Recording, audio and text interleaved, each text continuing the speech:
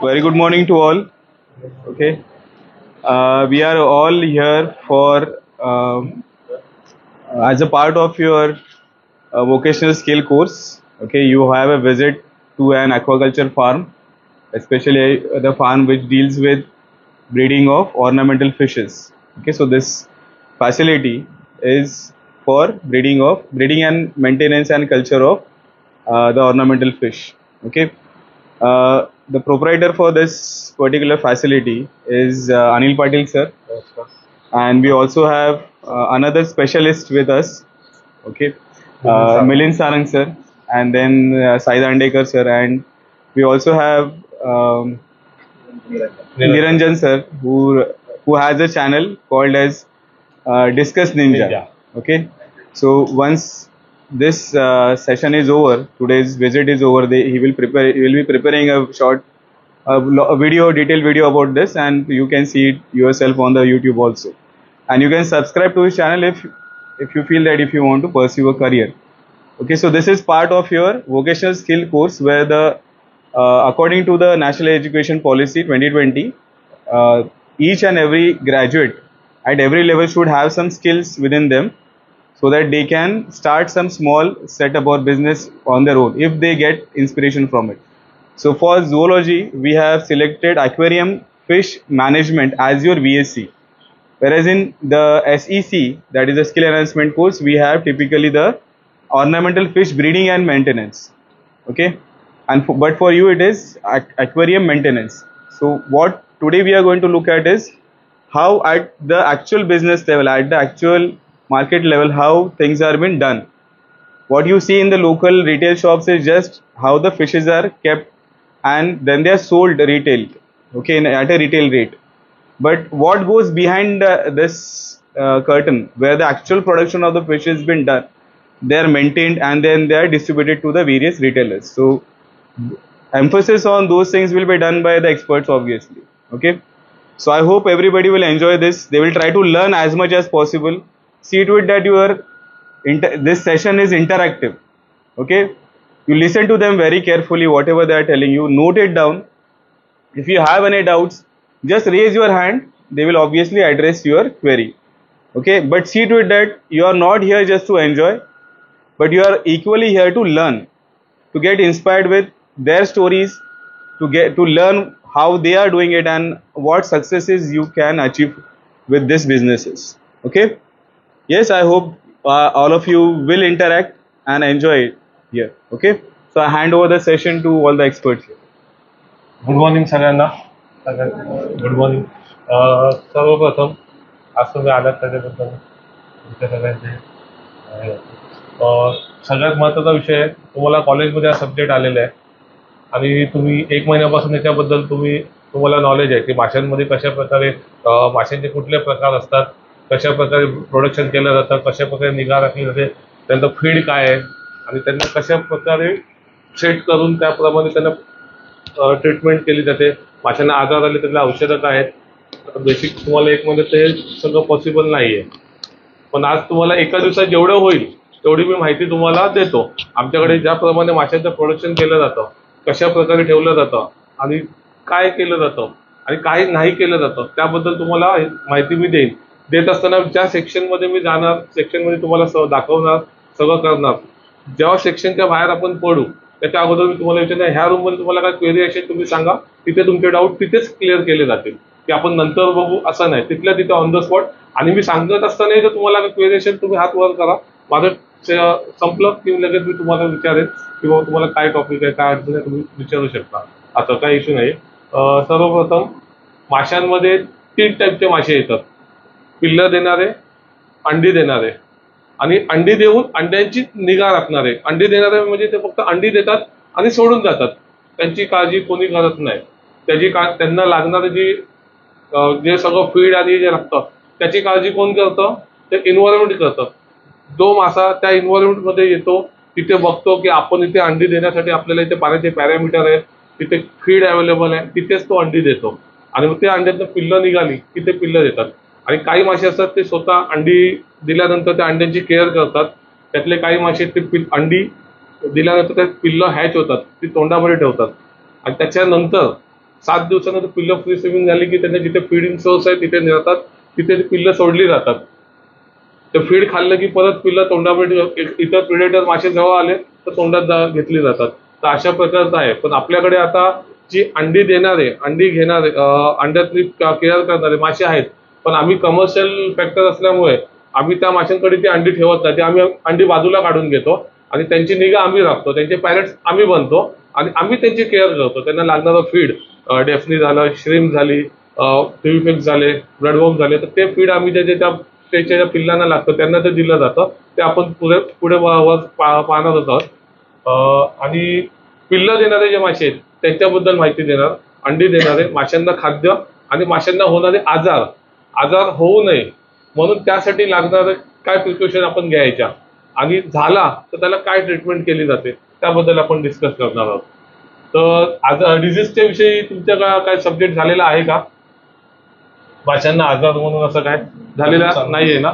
तर बेसिक पुढे आहे, पण मी तुम्हाला आता बेसिक डिझीजचा मी वर घेत नाही. वर उभं राहण्यापेक्षा आपण इकडे शांतपणे डिझीज वरती घेऊ सगळ्यात प्रथम.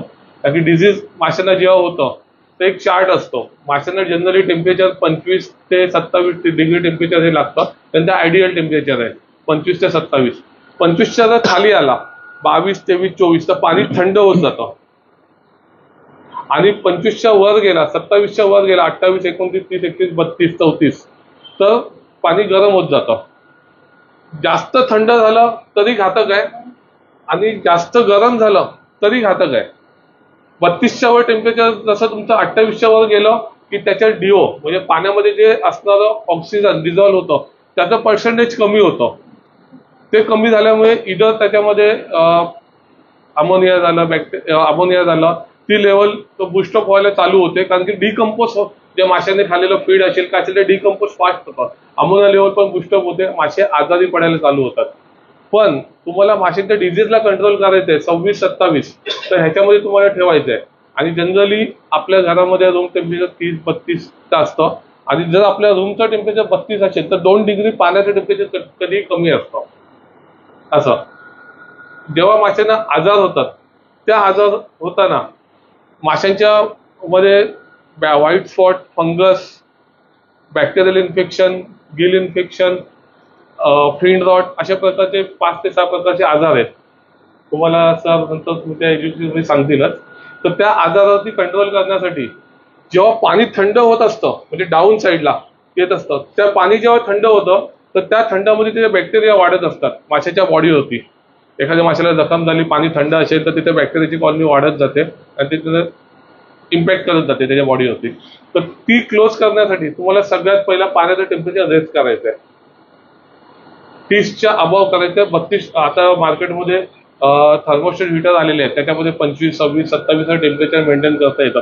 तर 32 डिग्री टेम्परेचर द्यायचं आहे. 32 डिग्री तुम्ही टेम्परेचर दिलं, 32 डिग्री टेम्परेचर दिल्यानंतर ऑटोमॅटिक जी कॉलनी डेव्हलप होते बॅक्टेरियाची ती त्यांची डिस्ट्रॉय होते, मेले जातात. त्यातले जे जंतू आहेत ते सगळे मेले जातात. आणि त्यानंतर तुम्ही त्याच्यासोबत अँटीबायोटिक्स त्यांना देणं गरजेचं आहे. ते औषधं त्यांना लागणारे अँटीबायोटिक्स असतात ते दिले जातात. सोबत त्याच्या काही जण म्हणजे असं तुम्हाला कदाचित सांगतील की माशांना फिडिंग बंद करा. जर फिडिंग दिली तर मासे पाणी घाण करतील, पाणी घाण झालं तर मासे आणखी आजारी पडतील. असं नाहीये. आज आपण जनरली हॉस्पिटलमध्ये ऍडमिट व्हायला गेलो की डॉक्टर पहिले आपल्याला ऍडमिट करतो, आपल्या हाताला IV लावतो आणि पहिली सलाईन लावतो. का लावतो? कारण की आपण बॉडीतनं आत्ता फिट व्हायला पाहिजे म्हणून आपल्याला लागणार आपण काय खात नाही काय नाही म्हणून ते सलाईन लावतात आणि आतून आपल्याला ते फीड देतात, ग्लुकोज लावून आपल्याला फीड देतात. तसं माशांचं जर फीड बंद केलं तर त्याच्या हेल्थवरती परिणाम होणार आहेत. तर ते न होण्यासाठी पहिले फीड आपलं जे शेड्यूल आपलं आहे त्याप्रमाणे त्यांना फीड देणं गरजेचं आहे. खात असेल जेवढं खात आहेत त्याप्रमाणे त्यांना फीड द्यायचं आहे. त्याच्यानंतर औषधं टाकायची आहेत. त्यातलं डेली तुम्हाला 40% पाणी चेंज करायचं आहे. तुमचा मासा कधीही मरणार नाही तुम्ही जर हे प्रॉपर तुम्ही गणित केलं तर. याच्यासाठी काय मोठे असं म्हणजे तुम्हाला एक्सरे स्कॅनिंग मशीन पाहिजे किंवा काय पाहिजे असं काही नाही. हे बेसिक आहे. पाण्याचं टेम्परेचर तुम्ही वाढवलं 32 डिग्री मेंटेन ठेवलं, जेव्हा 32 ठेवताय त्याच वेळेला तुम्हाला त्याच्यामध्ये ऑक्सिजन लेवल पण त्याची हाय ठेवायला पाहिजे. कारण की पाण्यातलं ऑक्सिजन डिझॉल्व्ह ऑक्सिजन ते कमी होतंय. तर ऑक्सिजनचे एरेटरचे पंप असतात त्याचे ते बबल्स येतात, तर ते मोठ्या प्रमाणात सतत यायला पाहिजेत. तर पाणी सरफेस लेवलवर येऊन त्याच्यात पाणी ऑक्सिजन 100% डिझॉल्व्ह होऊन मासा तुमच्या कंडिशनमध्ये राहणार, होणारा आजार आहे तोही कंट्रोलमध्ये येणार, असं आहे. डिजीजच्या विषयी झालेला आहे. फीडिंग, माशांना लागणारं खाद्य हे 3 प्रकारचं येतं. डॅफ्नी म्हणजे छोटे बारीक असतात, ते तुम्हाला नंतर मी दाखवतो. वर्म्स, ट्युबरस वर्म, ब्लडवर्म, आणि एक पॅलेट फीडिंग म्हणजे जे ड्राय फीड. ड्राय फीडचा डब्बा होते पॅलेट्स. पूर्वी मार्केटमध्ये फक्त लाईव्ह फीड हाच ऑप्शन होता, पण आता इंडस्ट्री डेव्हलप होते त्याप्रमाणे डेव्हलप झालेलं आहे. तर ह्याच्यामध्ये फीड येतं, अशा प्रकारचे सगळं फीड आहे. ह्याच्यामध्ये 36% प्रोटीन लेवल असते. ह्याच्यामध्ये 40%, 52% लेवलपर्यंत येतं, ज्या माशाला जे खाद्य पाहिजे तसं. आणि फीडमध्ये पण 2 प्रकारचे फीड येतात. कमर्शियल लेवलवर जाताना ह्याच्यामध्ये एक श्रिम्प फार्मिंगसाठी एक फीड येतं आणि एक फीड येतं फिनफिशसाठी, म्हणजे रोहू, कटला, मृग, सायप्रस ह्या माशांसाठी जे येतं हे फीड आपण ऑर्नामेंटलसाठी वापरतो. ह्याच्यामध्ये हाय प्रोटीन, तुम्हाला माशांची ग्रोथ करायची एक सर्टन स्टेजपर्यंत तुम्ही हाय प्रोटीन देऊ शकता, पण प्रोडक्शन करायचं असेल तर हे फीड तुम्हाला चालणार नाही. जर हाय प्रोटीन तुम्ही दिलं तर माशांच्या बॉडीमध्ये फॅट्स वाढणार, त्यांची प्रोडक्टिव्हिटी कमी होणार. त्याच्यामुळे तुम्हाला हे फीड फक्त तुम्हाला प्रोटीन लेवल मेंटेन करूनच तुम्हाला द्यावं लागणार. लाईव्ह फीड आहे, लाईव्ह फीडमध्ये डॅफ्नी, किडा, मोयना हे तुम्ही किती प्रमाणात कधीही द्या, त्याला काही प्रॉब्लेम नाही, त्याला कुठेही ऑप्शन नाहीये.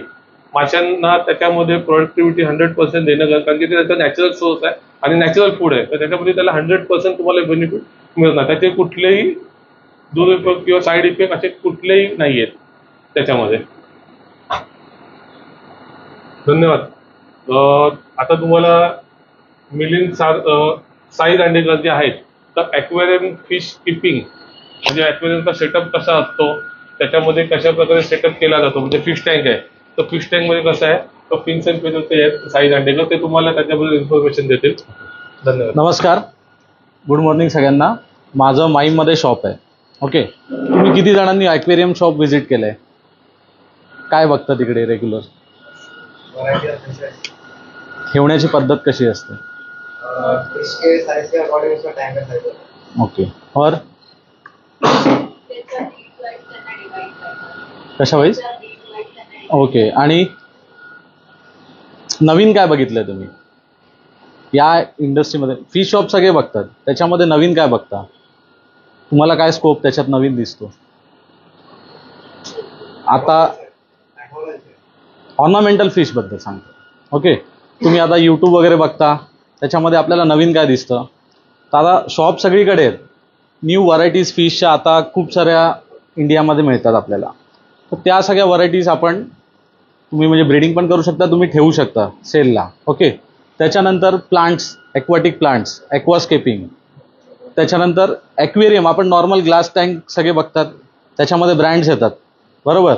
त्या ब्रँड्समध्ये सीमलेस फिनिशच्या फिश टँक्स येतात, तशा तुम्ही बनवू शकता. जेवढं नवीन इंडस्ट्री डेव्हलप होते त्याच्याबद्दल तुम्ही त्याच्याबरोबर चालणार तर तुम्हाला त्याच्यामध्ये स्कोप आहे.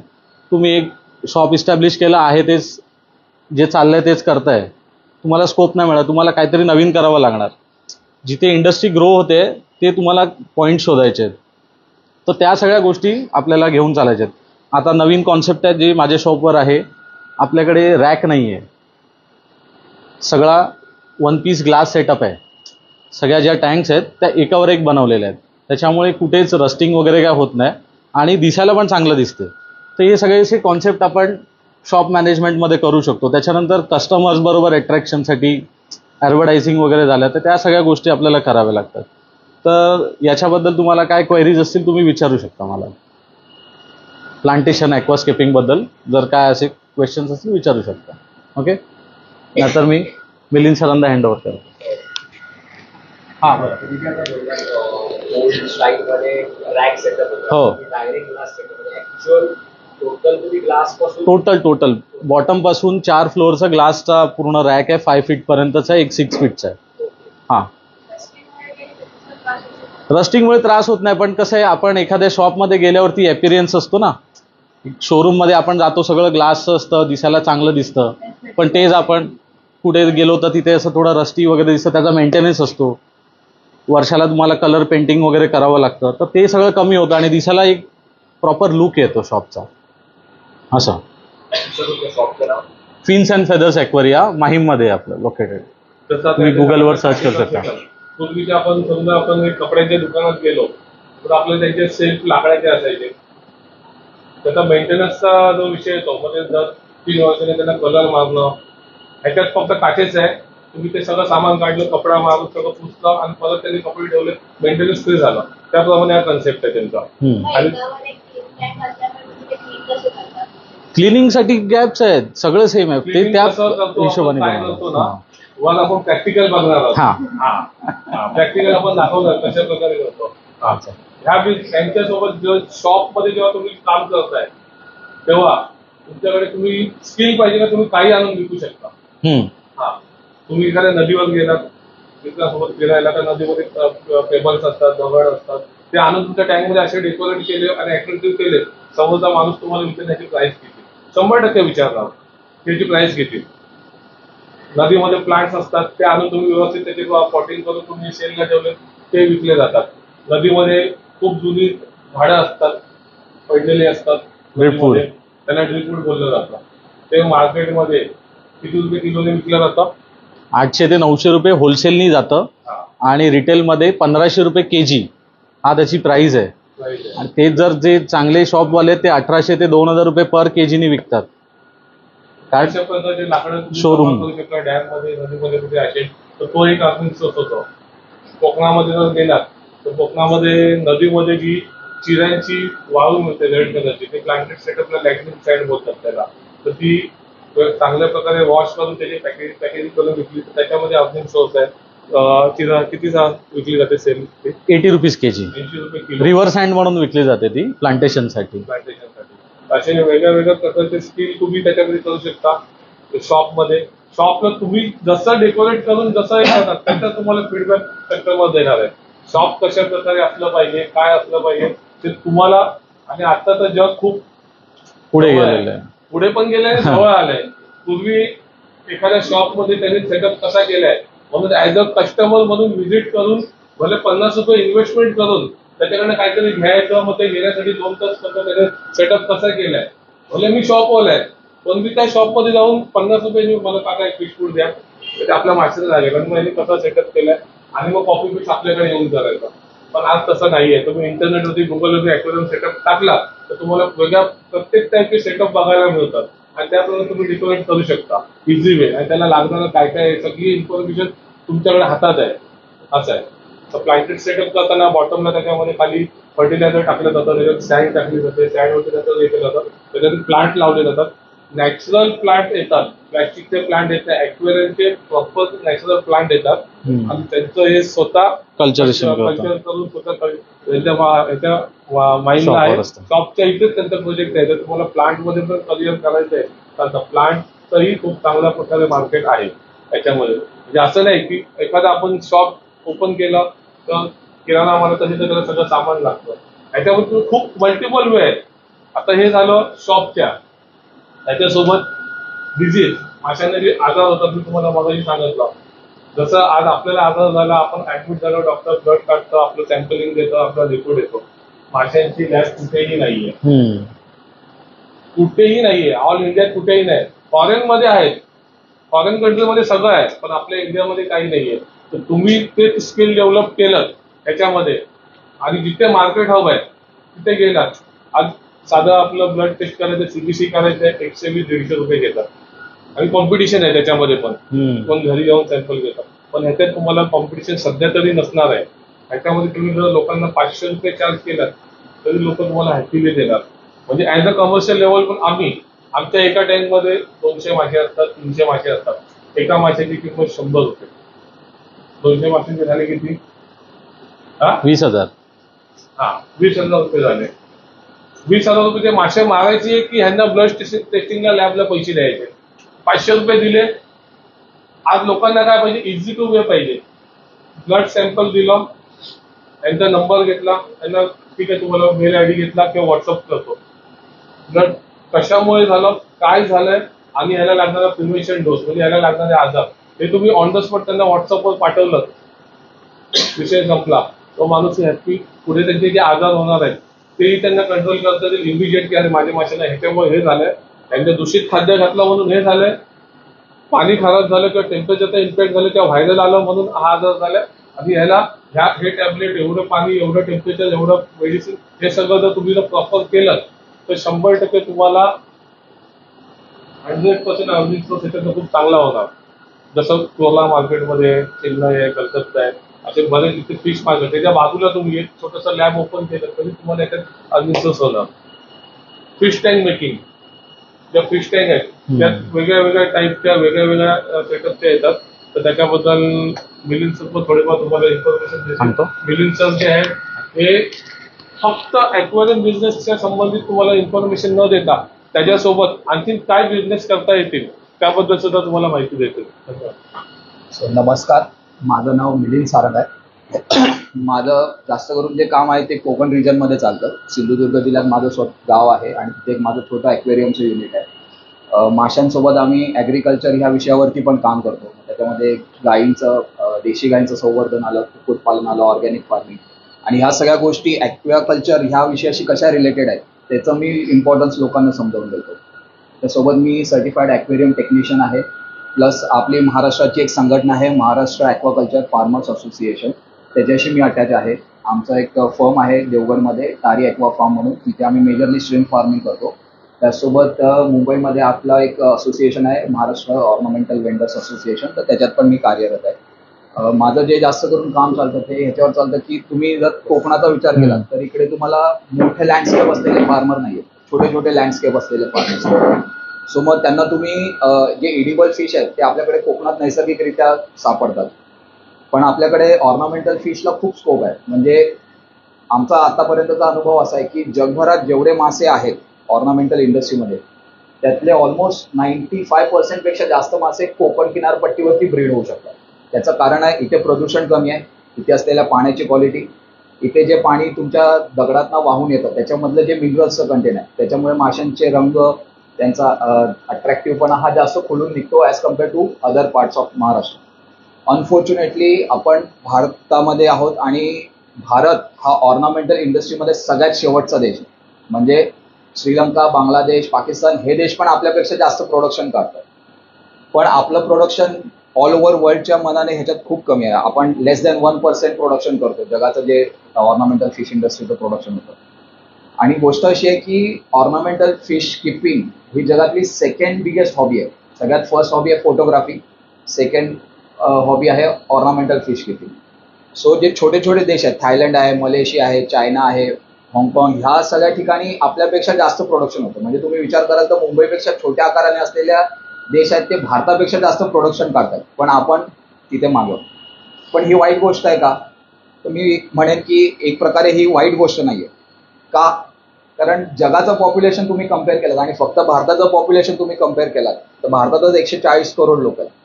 मी म्हणतो ह्यातल्या फक्त 10% लोकांनी जरी ॲक्वेरियम हॉबी पाळली तरी भारतात आपल्याकडे मोठा क्राऊड जमा होतो. सो भले आपण एक्सपोर्टमध्ये जरी कमी असतो तरी आपल्याकडे लोकल मार्केट आपण चांगल्या प्रकारे टॅप करू शकतो. जसं मगाशी साईने सांगितलं की सुरुवातीच्या काळातले जसं ॲक्वेरियम शॉप्स होते ते असे साध्या पद्धतीचे रॅक वगैरे असलेले एकदम सिम्पल असायचे. सो आता जे ॲक्वेरियम शॉप्स येतात ते नवीन नवीन पद्धतीने येतात. प्रत्येक जण आपला काही ना काही वेगवेगळा कॉन्सेप्ट करतो. काही पलोडेरियम बनवतात, काही टेरेरियम बनवतात, काही कम्युनिटी टँक ठेवतात, काही प्रिडेटरी टँक ठेवतात. हे शब्द कधी ऐकलेले आहेत तुम्ही लोकांनी? सो पॉल्युडेरियम किंवा टेरेरियम तुम्हाला माहिती आहे की ज्याच्यामध्ये मासे पण असतात, काही उभयचर प्राणी पण असतात, प्लांट्स असतात, काही जण त्याच्यात बर्ड्स वगैरे पण ठेवतात आणि ते सिम्बायोटिक रिलेशन असतं. म्हणजे माशाच्या वेस्टेजवरती झाड आणि तो पूर्ण एन्व्हायरमेंट जगवला जातो आणि मग पाणी पण क्लीन होतं. त्याच्यानंतर प्रिडेटरी फिश असतात की जिथे आता सध्या लोकांकडे मोठे मोठे घरं आहेत. सो ती लोक काय करतात की मोठमोठ्या टँक्स लावतात आणि लोकांना थोडे ॲग्रेसिव्ह फिश वगैरे ठेवायला आवडतात. जसं लोकांमध्ये एक हॉबी असते की सगळ्यात मोठा कुत्रा माझ्याकडे असला पाहिजे किंवा रॉट वायलर लोकांना हवा, हस्की लोकांना हवा असतो. तर त्याच पद्धतीने लोक माशांमध्ये पण इन्व्हेस्ट करतात. लाख 2-2 लाख रुपयाचे मासे पण लोक ठेवतात जे खूप मोठे असतात, जायंट साईज होतात, 2-2, 3-3 फूट आकाराने मोठे होतात.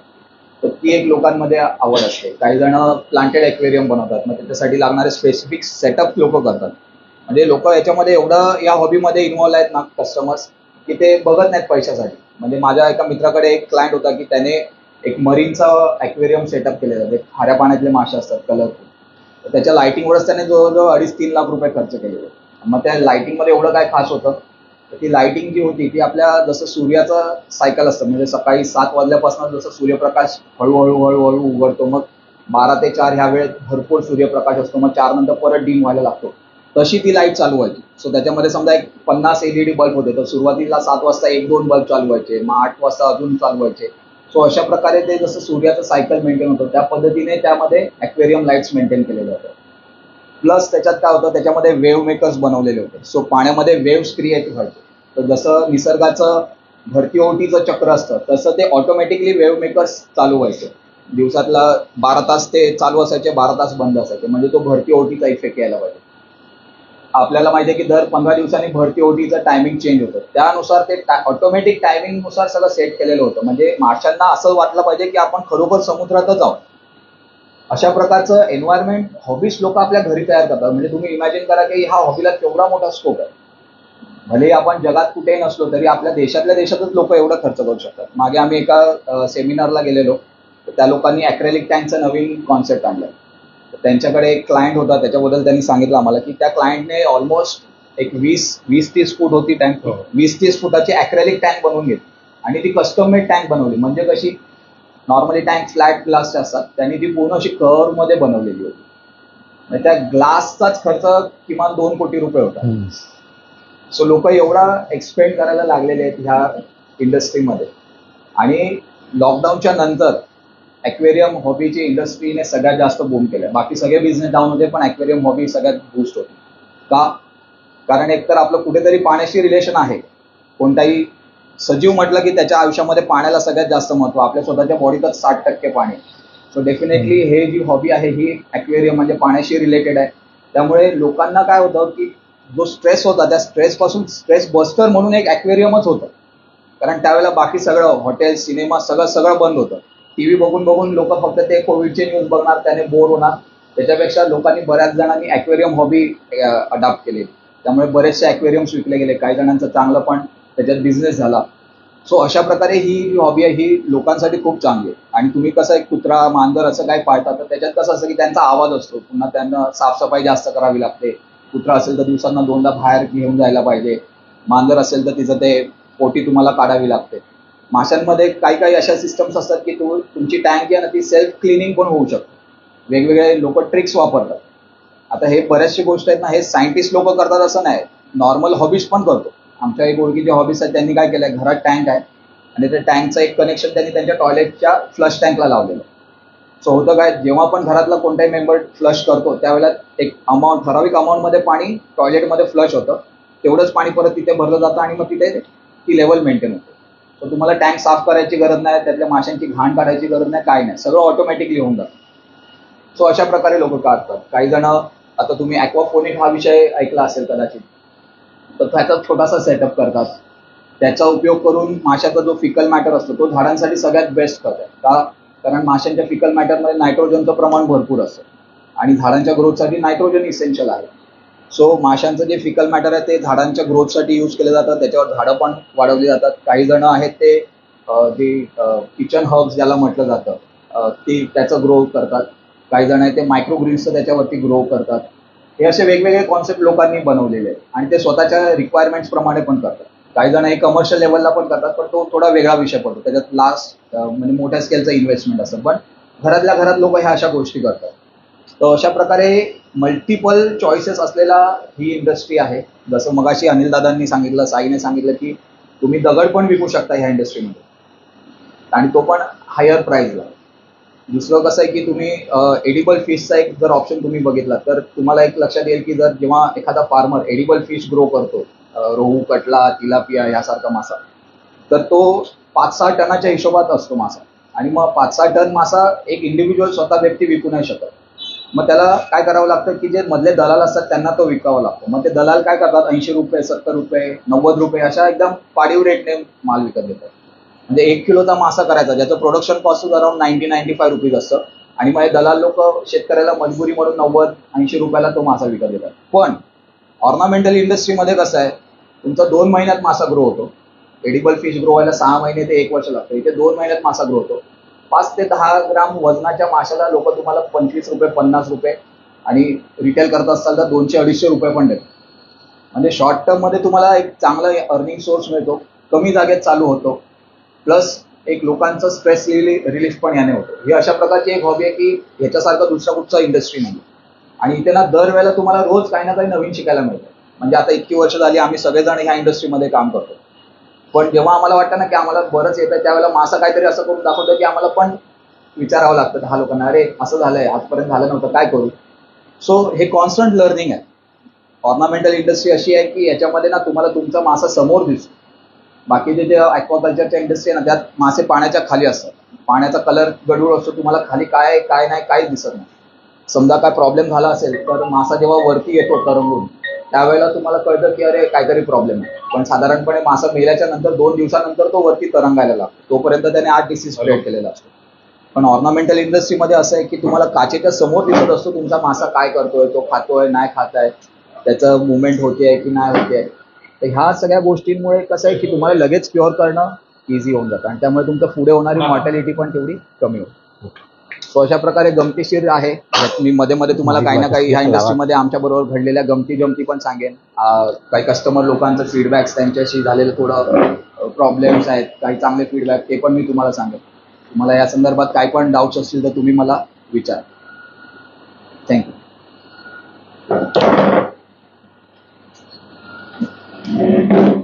मिलिंद सरांनी एक गोष्ट सांगितली फिशच्या कॉस्टिंग बद्दल. युजली आपण मासा काय प्राइसला विकत घेतो? कुठल्या एका फिशची, कोणाकडे फिश टँक आहे, काय प्राइसला मासे विकत घेतो आपण? तरी पण एक बेसिक, जर आपण 100 रुपये पेअरचा मासा विकत घेतोय मीन्स त्याची पर पीस प्राइस झाली 25 रुपीज.